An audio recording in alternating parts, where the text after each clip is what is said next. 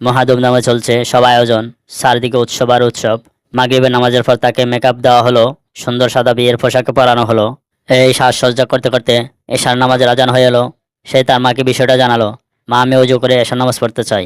তার মা এতে বিস্মিত হলেন। তুমি কি পাগল হয়ে গেছো? দেখছো না সবাই তোমার অপেক্ষা করছে?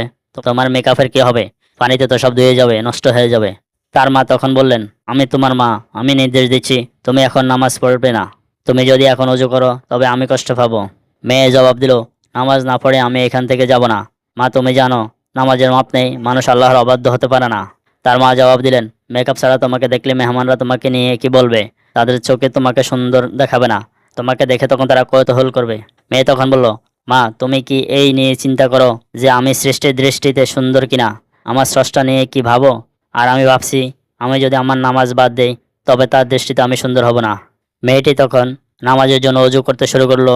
তার সব মেকআপ মুছে গেল, কিন্তু সেই ওসবের কিছু পরোয়া করলো না। তারপর নামাজ শুরু করলো।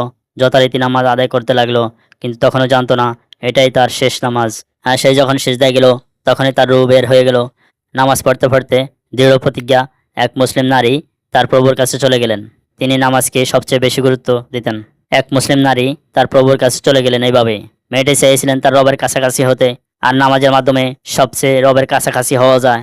কে তার চেহারা নিয়ে, সাজগোজ নিয়ে কে বলল, সে তার পরোয়া করতো না। তার ভাবনা জুড়ে ছিল আল্লাহ তার সম্পর্কে কি ভাবছেন।